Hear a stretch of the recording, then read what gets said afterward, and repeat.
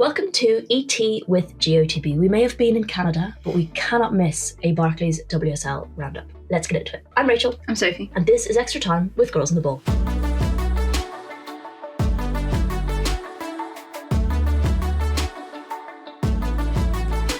Hopefully you can see us okay. I've had to Frankenstein a stand for our camera because a goat broke mine in Canada.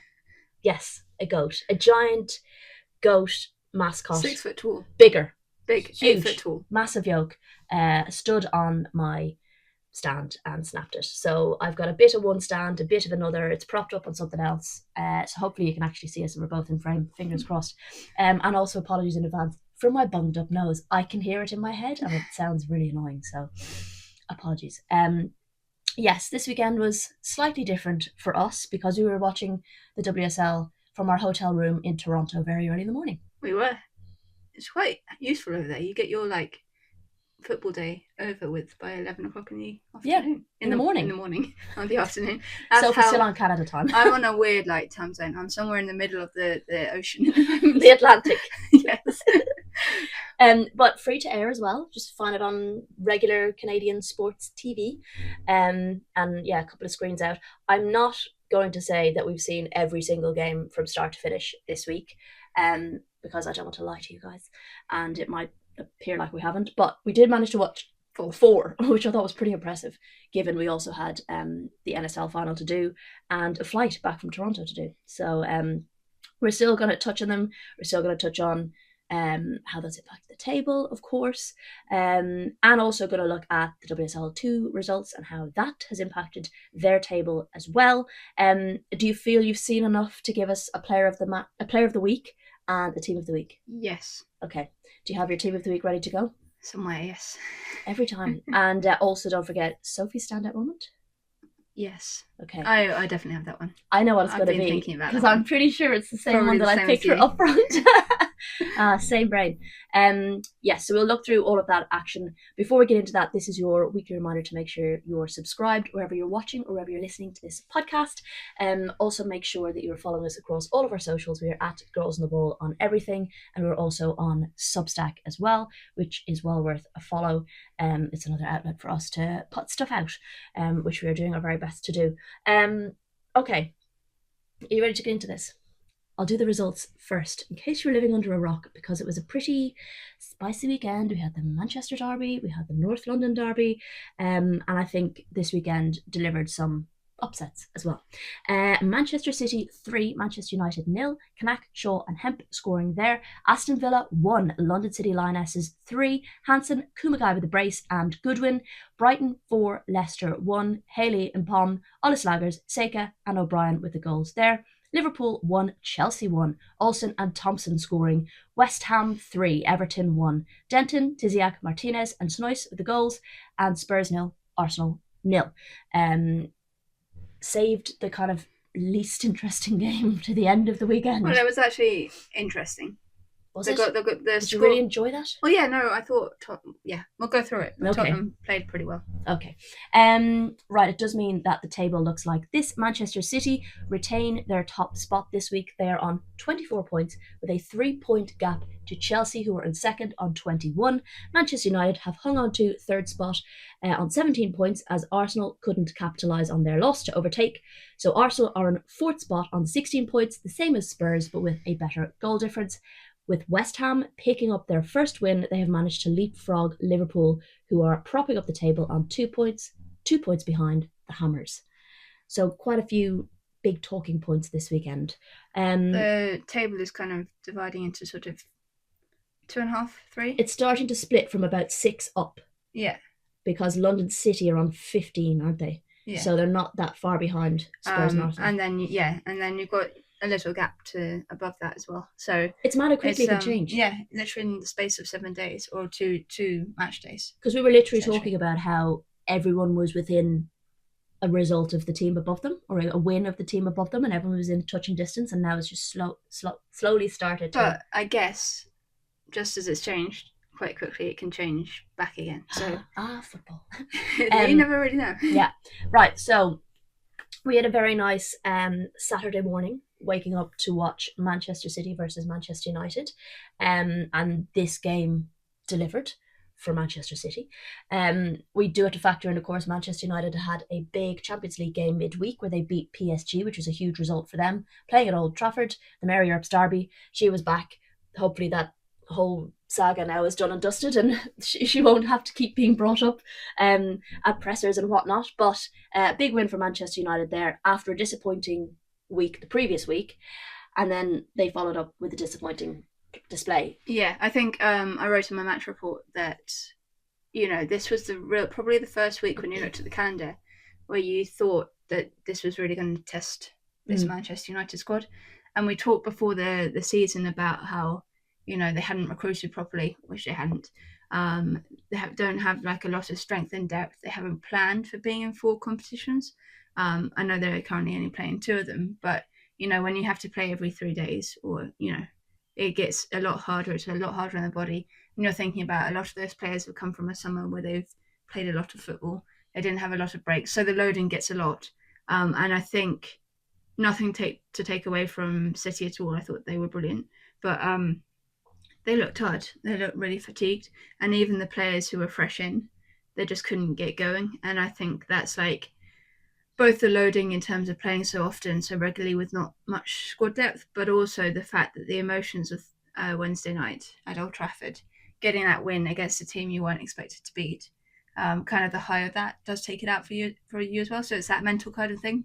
I think it's not just the physical weariness; it's kind of the emotional high, and then having to reset yourself and come back to a level. So I think they really looked fatigued. But City, they started so well. City started really well. They were on the front foot. I've just been writing in a piece that will come out later about how subscribe how you know, obviously you focus on their attack, and when you have Miedemar, Shaw and Hemp in there, of course you're going to think about the attack. But I think what's really impressed me in this game was their kind of out of possession play, the way they were so structured. They kind of, the back line were so kind of marshalling everyone. I was noticing, you know, there was a moment where Jess Park got free, and Lalo Albi is just immediately pointing to Viv saying, you cover her, I'll go over to cover the overlap for Jade Riviere. They were so organised and so understanding of the roles that they need to do. And then when, you know, they're out of possession, they have one of the most highest intensity pressures in the league. They aim to win the ball back as quickly as possible, and they don't let an error really mess them up. If someone gets past the first line of the press, well, there's a second line of the press coming at you. It's something I heard Andre Jaglert say in one of his pre-match talks, which I'm loving, by the way. But he was like, we have to hunt. If you lose the ball, you don't drop your heads. We hunt to get it back. Like it doesn't kind of stop the progress or the way you're playing. You don't suddenly have to reset. It's still part of the plan to, not the plan to lose the ball, but if you lose the ball, it doesn't fall apart. And I think it's like when you watch that match, it was hard to kind of come away from thinking Man City had less possession, because they just played with such intensity even out of possession. I think if you look at Lauren Hemp's goal, the build up to that, Safia Middleton-Patel manages to break through the initial press of Bunny Shaw and Alba Fagino. She gets that pass through to Toon, and it's a really nice flick on to send Miyazawa away, I think. But then you can immediately see the next line of players coming in. So Leah Galton is tracked all the way by Jade Rose, so forced to go backwards to Anna Sandberg. And then before Anna knows it, she's got 2 players around her, and Kirsten's there to cut out the pass and then break past her. And that kind of exemplified what they're all about, that like turning over high intensity pressing play, and then they can turn it over and it can end up in a goal. Yeah, and you know, I think it could have been more for Manchester City as well. Bunny Shaw missed a few opportunities. Miedemar did. It was great to see Kanak back on the score sheet. She's so good from set pieces. And they love a headed goal, Manchester City, don't They've got like 7, I think, 8 this season. 7 this season. I thought it was 8. Anyway, needless to say, you know, to have those weapons within, because Andre Eglert has spoken about wanting to have different ways of attacking, and to be efficient from set pieces is such a weapon as well. So, and of course, Lauren Hemp starting, playing well, getting a goal. She looked like she'd never been away. Finish as well. But she just adds an extra dimension to the City team. The way that she can be so direct down the left side. She was really, like Jade Riviere, one of the best right backs in the country at the moment. But she thrives in kind of the attacking side of the fullback play, more so I think than the defensive side of it. Mm-hmm. And when you have Lauren Hemp around, you have an extra defensive cover. So when Jade goes off down the right, Hemp can track back and cover that, and she has that defensive attributes about her. But then you're also going to start pinning the fullback back, and she was giving Jade Riviere problems in that first half, and her delivery is just so on point. Within about 5 minutes, she'd had 2 into the box, and 1 was cleared off the goal line by Anna Sandberg. Yeah, and you've got someone like Kirsten Kasper who can put it on a plate for you as well, which is what resulted in the Buddy Shaw goal. It was an absolute form, perfect, unbelievable. Okay, well, Manchester United have to regroup quickly because they are away to Wolfsburg. You will be there. Yes. God love you. You got to be knackered. How many times? I think it's 8 times. No, 7 times, 8 times I've been to Wolfsburg. Having been once and said I never want to go again, and now I've gone 8 times. Nothing against Wolfsburg and the team. It's just difficult to get to. There's not a lot around to do. You kind of have to, if you're going for the 24 hours, you have to stay at the airport. So it's an awkward one, yeah. Remind me, is it in their main stadia or is it in the women's stadium next door? I haven't actually looked. You should find out. Yes. But I remember the last time. But I didn't bother because they're literally next door to each other. The fans are great. The noise is great. And because they're wolves, like they've got like the wolf eyes and like the howling and all, like it really sets an atmosphere. So a new thing for Manchester United to manage. So we'll see how they get on. All right, Aston Villa 1, London City 3. I want to say it's a surprising result, but the form that London City are in terms of who they're losing to and who they're beating, they've lost to teams that were in the top 4 last season, but they are beating the teams in and around them, which is the thing that most mid-table teams, it's what trips them up. Yeah, they have really come on so much this season, and they're really, I really rate, I said this before, Jocelyn Prussia. I really rate him as coach. He is very grounded, but he knows exactly what he wants from his team, and he seems to be very good at getting those messages across. I think it was a surprise in the fact that, under Natalia Arroyo, Aston Villa have been on a pretty good run of form. And they had chances. And they had opportunities. And I think she'll be really annoyed at the defensive mistakes that led to the goals, because, that contributed quite significantly to the result. I think Kosovare Asllani is a standout player. She's having an unbelievable season. Integral. She's not getting on the score sheet as much, apart from maybe from penalty kicks.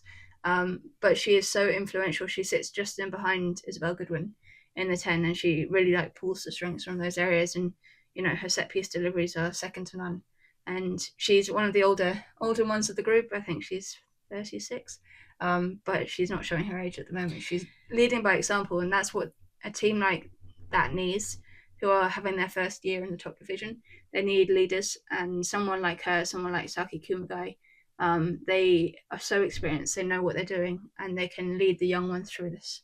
Yeah, absolutely. And I just think there's a real clear understanding within the team of how Pressure wants them to play. There's a clear understanding of the game plan, which I think we saw in the first game against Arsenal. They started well and then ended up on the ropes, and kind of it fell apart a little bit. And then as games have gone on, to see how quickly they're learning, developing relationships, sustaining kind of a game plan, staying in a game, even when they're, you think of the West Ham game and the opportunities West Ham had. And even here, Aston Villa, Kirsty Hansen had a couple of chances where Villa often, it's a team I've seen, maybe the team I've seen the most, having one-on-ones or kind of breaking through a defence over the top and not converting them. So to be able to deal with that and come out with the 3-1 is pretty impressive. Yeah, and I think for London City, it's all about everyone, there's a lot of narrative around them, but they will be wanting that top half finish. And while eventually they want to have ambitions to win the league and to get into the Champions League, I think Jocelyn knows very well that not quite yet. They need to put the foundations in place. They're doing really well. They're in the top half of the table. They're gonna, I'd probably say now, I think they're gonna finish in the top half. They might even get that 5th spot, but yeah, I think so. It's all about degrees of progress, getting everything in place for next season and then the season after. It takes time. We've also learned in this league, nothing is linear. That's what I was going to say. Everything goes up and down a bit, and you could have a really good year this year and not such a good year next year. But it's about trying to be as stable as possible in those moments. Yeah, absolutely. Villa will be disappointed, I think, though, as well, because, they've been not been getting as many wins as they would have wanted, but also not been losing a lot. So that will be a disappointment. Yeah, as I said, the defensive mistakes or errors will be and the lack of frustrating, because I think they've prided themselves this season on having that quite tight defence. I mean, Anna Patton's in the form of her career at the moment. So yeah, I think that will be the most frustrating thing. Okay, moving on to Brighton 4, Leicester 1. I don't know why I thought this had ended 3-1. But yeah, an important win for Brighton. Is it 4 different goal scorers, am I right in saying, as well? Which I think it was because they scored in like the 95th minute. That might have been it. But important for them to have the 4 different goal scorers as well, because I think they've struggled a little bit at times in front of goal. And Leicester be kind of doing maybe better than we had expected initially, but it's maybe not as sustainable as we might think. I think for Brighton, it was a really big win, and to have 4 different goal scorers, they've been having a lot of injuries in those areas. They're without their number 9 for the season in Michelle Adjamang. They're having to find a way. Madison Haley's been out. She's back now. She's scored. But she is a brilliant player in many respects, but she hasn't scored that many goals. So they need players to step up and start scoring, and I think this will breed confidence into them. I think, in terms of Leicester, I think they've been really good at times and really structured at points, but you do have to worry about where things are going, and I still think that the disruption of sacking Omandi Miguel 11 days before the season is no preparation to mount any kind of campaign at all. You're trying to get a whole load of new ideas and concepts into a team. Rick Passmore was only made full-time manager 3 weeks back ago. Yeah. So, kind of having that consistency and permanency and players understanding what they're going to have to do for the rest of the season, it takes time. And you've put yourself on the back foot because they haven't had the preparation pre-season to be able to do it. They've had some injuries as well. Ranfilo got injured again. We don't know how severe that is, but she's a massive, she's been injured for so long, but she's a massive attacking, creative player for them. And if she's out, then they're in trouble as well. Yeah, and I think Brighton, similarly, as you touched on, are a team that have had struggles with injuries, and they've, I wouldn't want to say been found out, but I think perhaps people have got their number a little bit in terms of how they want to play, and adapting to that hasn't been brilliant, maybe. And then when they have had maybe good performances, it's not necessarily resulted in the 3 points as well. So they're perhaps, not where they want to be in the table. I mean, Brighton's form since January hasn't been great whatsoever. And this was an important win, but one that they would have expected to win as well. Yeah. If they hadn't have beaten Leicester, then you're talking about serious problems. But I do think so. I don't think it completely alleviates the worry around the team because they aren't where they want to be. And I do just think when you look at it holistically and you look at it from January, it's not been brilliant. Yeah. So it's about trying to work through that, I guess, in kind of Dario's second year. And also, I think both teams will definitely be looking in the January window. And it's hard because it's not like there's loads of players available in the January window. You have to be creative, I think. But there's also not like a major World Cup yet this summer, so you've not got players desperately trying to get minutes. I think there are players out there who are wanting a move for whatever reason. I think January is actually a weirdly good time for players to come into a system because you basically earn yourself 6 months of you do, and it's also you're thrown at the deep end and you either sink or swim. Yeah, and then then you have a pre-season to get through, and then you prepare properly for the next year. But you're already adjusted to life in a new league. It's going to be but they're going to be looking at kind of the Nordic leagues where the season's over, for those who aren't playing Champions League, and kind of looking to those to try and bolster squads. I think, and you can find some really gems of talent in there. And use the loan system. But there will be also players within this country who are unhappy or not getting enough game time, or young players. So there are options out there for sure. Another team that will definitely be utilising the January transfer window, Liverpool. And yet they drew with Chelsea 1-1. This was, not that it wasn't the most exciting game, but in terms of quality chances created by Chelsea, quite disappointing. However, when the opening kind of 10 minutes, I thought floodgates have opened, unbelievable goal from Thompson again, and you just thought, oh God, okay, this is going to be a long day at the office. Yes, that first 10 minutes, Chelsea have scored early in a lot of games this season, and I think it's become a bit of a trend that they score early and then, for whatever reason, they take their foot off the gas and they find it slightly problematic to find a second. This happened against Liverpool. That's not to say Liverpool didn't play brilliantly. I thought they did, and if you're a lover of out of possession football and kind of that defensive style, like me, then it's really, really interesting. And I thought Liverpool attacked them, did that kind of side of the game with a lot of energy, a lot of gusto. I don't think he made a substitution in the entire game, which is incredible given the amount of work rate that they went through. I think they got their tactics spot on. Nagano was working really hard out of possession, Kerry Holland as well. They all knew their jobs and what they had to do to nullify the spaces. And then, to have... We've all talked about Chelsea's high line, high defensive line, and how it's looked a bit weak this season and how people aren't taking advantage of that. Well, I feel like they've worked out how they can exploit them, but they're not providing quality finishes. No, that's what I mean. Yeah. You look at Aston Villa. So they've worked out what they need to do, but they can't make it count. Liverpool made it count. And, they Olsen just took off. And through the high line, no one was catching her and she was just going to score.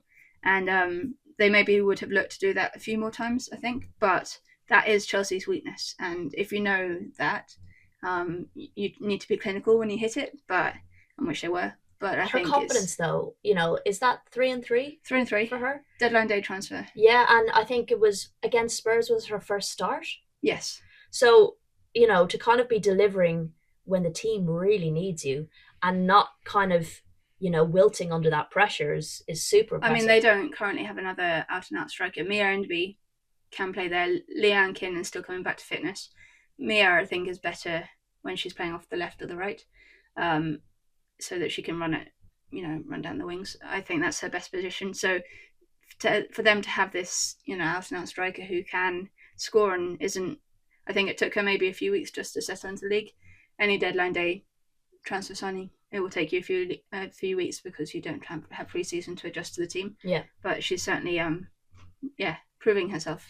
Unsurprisingly, you were correct. Liverpool didn't make a single substitution. She's mad. Which, well, it's also understandable when you've got about 3 players on the bench. But I was thinking, because Leanne Kinnan is back from injury, there are options to bring on fresh legs. But he was very of the mind that if it's working, yes, why break and it? Funnily enough, because Liverpool and West Ham don't seem to want to be separated this season, it was a similar commentary kept going on about the fact that they haven't made a substitution, West Ham. They haven't made a substitution yet. And I was like, why would you disrupt the rhythm? It's working. When you think about the Arsenal Munich game last week, when arguably Renee Slegers went too early with the changes. She reacted to the Pernilla Harder substitute. No, I don't. It felt like that. It didn't feel like it was planned. I'm not sure she reacted to Pernilla so much. I think she reacted to the fact that they were 2-0 up, and maybe thought they were a bit more comfortable than they actually were. You ain't comfortable at 50 minutes though. No, but she trusts in her subs, but I think she made them too early.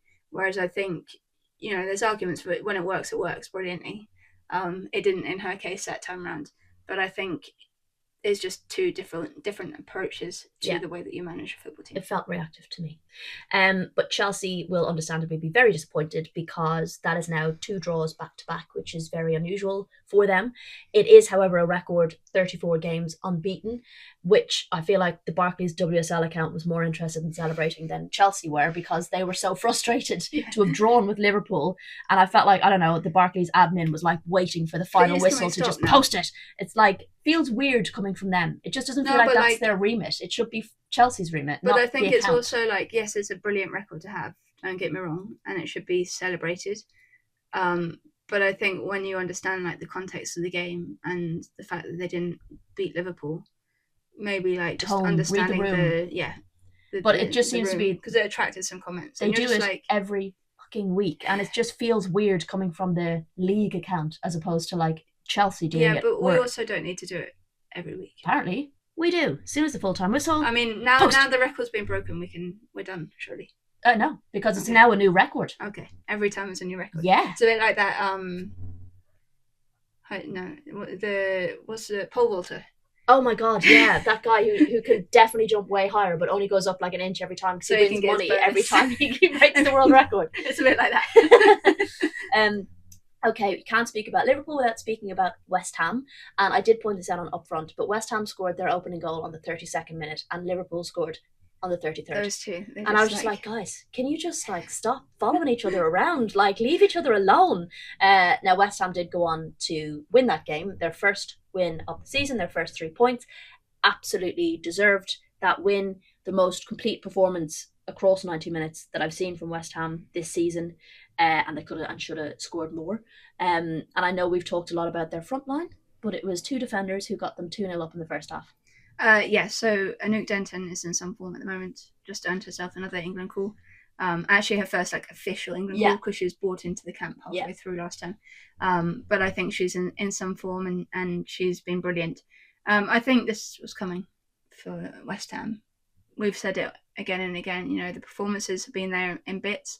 It's been the results that haven't come, and it's been not taking your chances. And they just needed a game where they all went in. Now they didn't all go in, but you know what I mean. Where you start converting them, and it's comfortable any which way, and to be 3-0 up, to be comfortable is a situation they haven't been in the league this season. And they were still going for more. And I think that just breeds confidence, and you could tell in their faces at the end how happy they were that they got it over the line. But I think they really, they hit Everton in the wide areas, really exploited those spaces.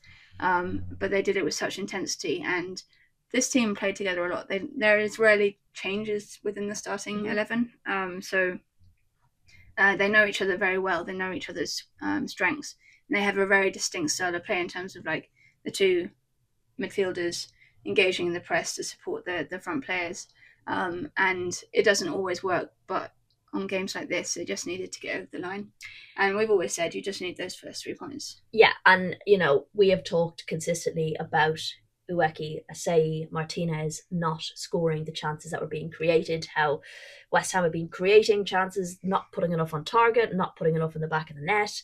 And it's quite nice that the defenders popped up to take the pressure off. Tiziak was brilliant. Yeah, and I do think, I think Shemek and Tiziak have looked a little bit shaky earlier on this season, so to have performances like that. I think that was Amber's best performance of her season so far.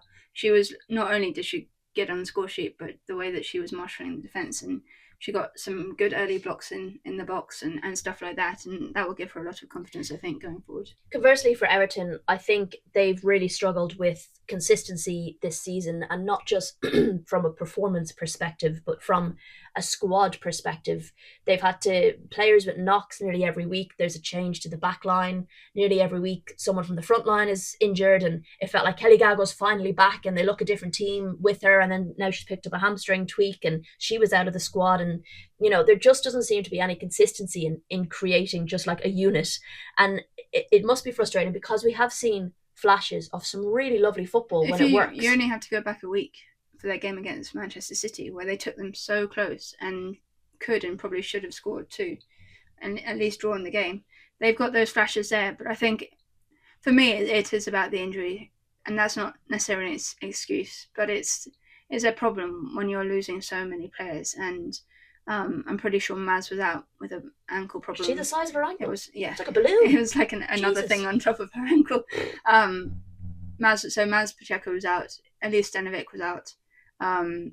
You've had, Kelly Gago, who is like the target player up front, who's been so successful in recent games. She transforms Everton's attack and adds some of the difference. Yeah, Katja's nice. Just as you're getting Katja back, you've lost Kelly. Yeah. So these players aren't having the ability to develop relationships and stuff like that.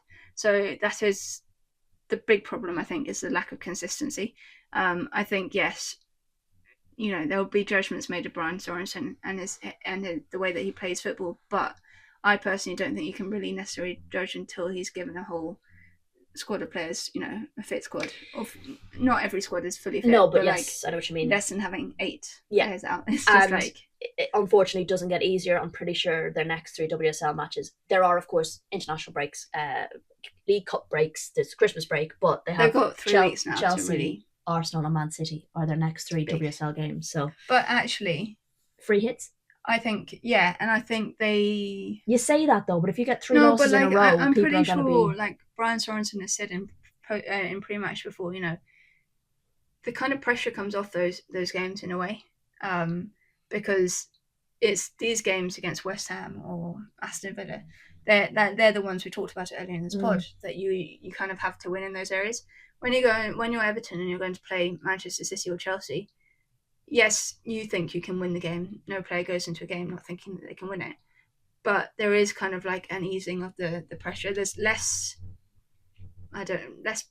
pressure, expectation on the game, and it kind of frees you up and frees up that mentality, I think, to just go out and see what can be done. And they showed it against Manchester City. I think it's just more when there is pressure and then you face these 3, and if you get 3 losses in a row, how that... And the I confidence think, is a problem. But I think when you look at the season so far, it will be this loss to West Ham and that draw to Leicester City that will really, really irk him, I think. And probably the draw to Aston Villa, because they were so good in the first half, they probably felt they could have come away with that win. So it all hinges on a dime.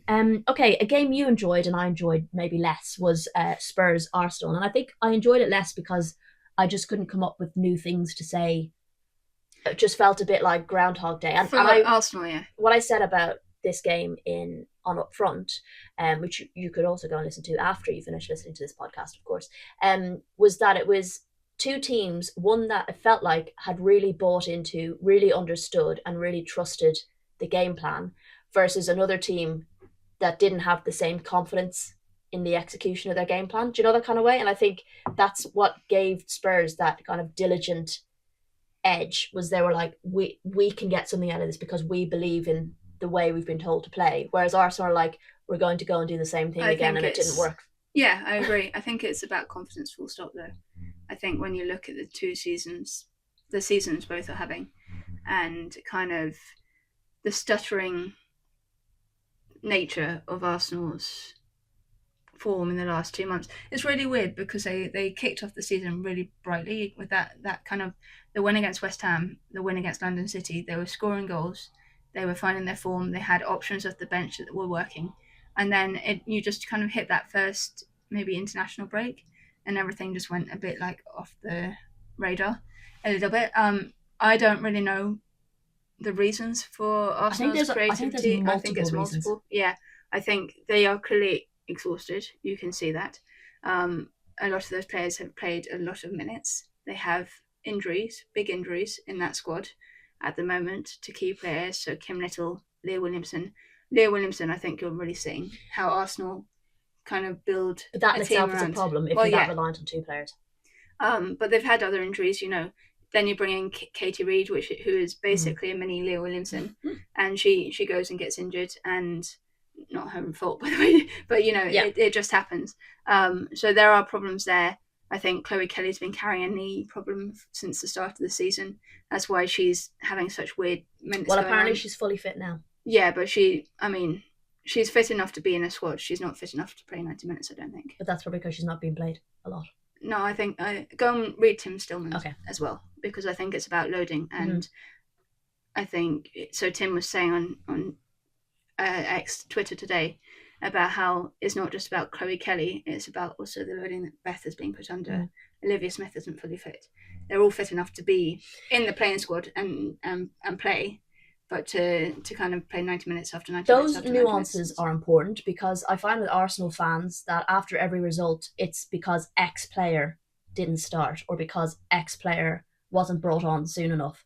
And it's always someone, and every week it's someone different. And then the player that did start ahead of them gets dog's abuse, which I just find like really... it's way over the top. And I think like, it's a compound of multiple issues that when are you affecting think Arsenal. about it, like Olivia Smith is one of the brightest young talents playing in the country at the moment. She got, you know, a pretty sore injury playing for Canada in the last and had to come home. She's clearly not quite up to speed yet, and then people expect her to be starting when you can see when she's running, she's looking a bit uncomfortable. Yes, she can run at speed and she has a good 20 minutes in her, but I'm not sure, like when you see her, she looks like she's not like running smoothly. The same with Chloe Kelly. It's been obvious. I remember when she came on for the Man United game up in Lee, that draw, and she just looked so off the pace and just not really particularly mobile. And that's not what you expect from Chloe Kelly. So I think there are issues in that. I think the big problem, we've talked about it before, is the rebuild hasn't really happened, or squad management hasn't really happened, and that's a lot bigger than the team on the pitch and the coaching staff. It goes way above that. It goes to the recruitment staff and Claire Wheatley, and bringing in players who, you know, really can not just bolster the squad, but think about the future. And yes, we've got some really good young players in there. Victoria Pelova, Cara Cooney-Cross. They're both players who will be the future midfield of this Arsenal team. But they need help, and they need a succession plan. Experience. And they need experience, but they also need new people to come in around them to challenge them for those places. They can't go into life thinking, well, all we've got to do is compete with the 35-year-old Kim Little, because, you know, she'll be done in 18 months or a year. Don't want that to happen, by the way. That's not any kind of breaking news. But then we're straight in the team because of that. They need to be challenged, and that's the whole point of having big squads, and why Chelsea have done so well with the squads that they have had. However, Spurs. Yes, I actually wanted to talk about Spurs. We're so diligent and so disciplined, and so impressive in terms of, I mean, I did feel like in the second half they didn't really try and take on Arsenal that much, because I felt they had to weather the storm of Arsenal coming forward. But I'm sure teams know that the longer Arsenal go on without scoring, I think the less likely they're going to score. It'd be actually really interesting to look at the parallels between Arsenal and Chelsea, but Tottenham for sure. Look at their two performances against the two. Tottenham played really, really well against Chelsea and were really unlucky to lose that game. And I think they learned a lot in the way that they are the out of possession play. They ran and ran in that game. They know how to defend a box, and they realised that against those kind of opposition, like a Chelsea or an Arsenal, you need to kind of maybe put your attacking ambitions a little bit at bay. And if you want to get some confidence out of a game and a point out of the game, that's what you have to kind of sacrifice at the moment. But they're so full of confidence. You can tell in the way that they're just running for every ball, the way that they closed down Arsenal. Lisa Cott was brilliant in between the stakes as well. Drew Spence, phenomenal. She really she looked like Drew Spence of 5-6 years ago. She was that good on Sunday. And you have those kind of Evelina Sumanen, not afraid to get stuck in, also very good on the ball as well. Players who are really willing to run and fight and kind of urge on the team and give everything to the team. And defensively, it's a stark contrast from last season. That was their biggest weakness, was they leaked goals so much. And when you look at, I think they've conceded 12 goals, but 5 of them came against City and 4 of them came against Brighton. So that's 3 goals in 7 games. City. Yes, sorry. That's 3 goals in the rest of the games, which isn't really a lot. I think Toko Koga might go down as one of the signings of the season. She's really brought so much to that defence. Yeah. Claire Hunt is looking like the player that she looked like at the World Cup. Yeah. She kind of had a really bad first year. I think one thing after another went wrong, and her confidence just got really low. She's looking back to that player at the 2023 World Cup, and the one that people were raving about. So I think they're all coming together. Amanda Nilden has been a brilliant acquisition as well. Regularly, Tanberg, Olivia Holt now are starting to really step up as well. Yeah, but I'm talking about that defensive core, and then you've got Ashley Neville, who Ashley Neville is Ashley Neville, and she's season. Their longest serving player, I think, at the moment, and she is just always she never goes below a 7 or 8 out of 10. She's always consistent. She always has a relatively good game. She might not be standout, but she's one of those players who will just give you that consistency. Absolutely. All right, well, let's wrap here. I want you to give me a player of the week, please. I was going to go with Kirsten Casperay. Okay. Because I think she has really stepped up. She's taken the armband at City in Alex Greenwood's absence. 2 assists against Manchester United. I think she is currently the best right back in the league at the moment, and she is such a core element, and she's been given that responsibility now that she's really thriving on, and her link up with Fagino is working really well as well. I just want to say I had no input in that. I know we interviewed Kirsten Casperay on Upfront last week, and I've now become not that I wasn't a fan before, but she was just so lovely and so great and spoke so well. But I did not influence that choice, so that is a surprise to me. Mine. It is. Okay, can you shine Sophie's spotlight on? Can you guess what it is? Yes, it's going to be the same as mine from up front. It's going to be in Fifth and Miedema, because it was just a gorgeous passage of play, and just shows what she's about. And I think it really gives, there's been a lot of chat about Viviana Miedema in the last few years. The nature of her departure from Arsenal, the ACL injury that she struggled initially to come back from, the amount of injuries that she's had to deal with, and people saying, well, she's kind of done now, she's not the player she was. I mean, you just have to look at her this season and see that she is absolute quality. And people always go, well, she's not scoring as many goals. Well, yeah, that's because she's sitting deeper and not playing as a number 9. A different position. But the way that she pulls the strings for Manchester City, and she does it game after game after game, she is really that cog in behind Bunny Shaw that's making things tick.